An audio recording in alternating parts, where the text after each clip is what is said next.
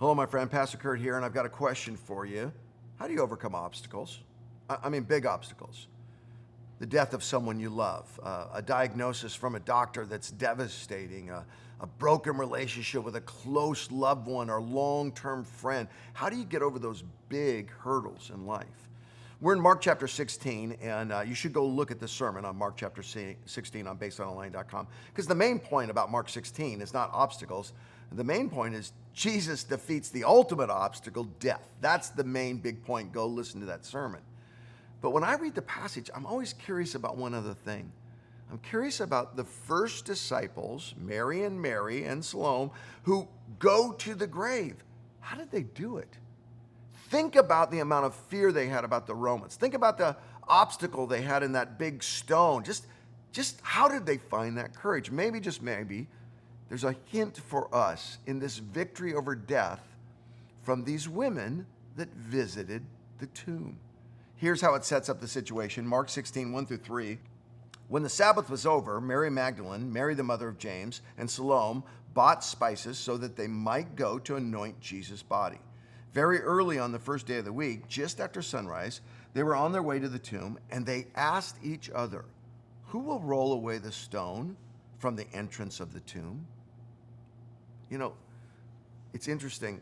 They didn't have an answer, and yet they were still going. And it doesn't say one of them said to the other one. They're talking about, they're on their way going, we don't know how this is going to work out. Why are they still moving? They don't have all the answers. They don't have a plan. All they know is this: we didn't finish anointing his body, and we're going to finish the job. 3 suggestions, 3 little hints, 3 little observations. And they all come under one big point. Here's the point. Their love for Jesus overcame every obstacle.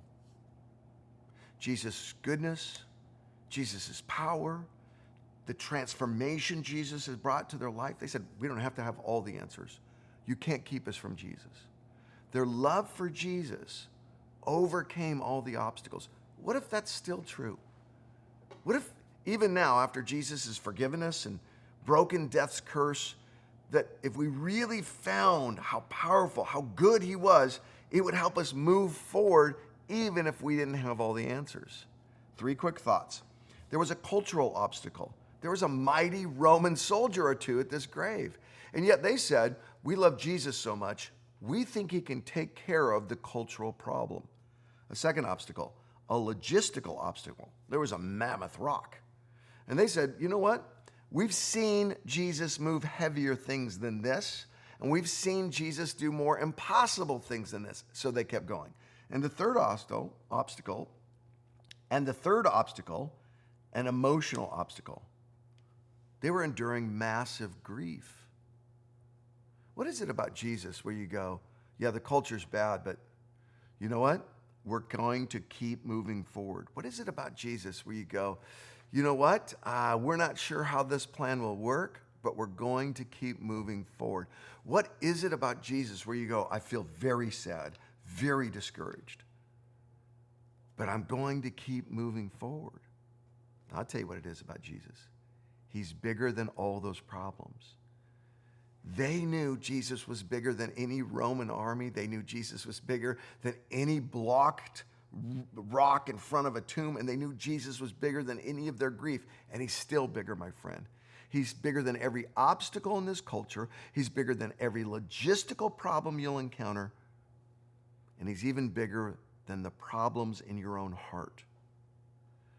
If you'll open that heart and let him love you the way he loved these disciples. That's just my prayer for you right now. In the middle of not Easter season, we talk about this all during Easter. In the middle of not Easter season, could you take a moment today and say, Jesus, help me love you and know your love the way that they knew your love, so that every obstacle in my way, I'm convinced you're bigger.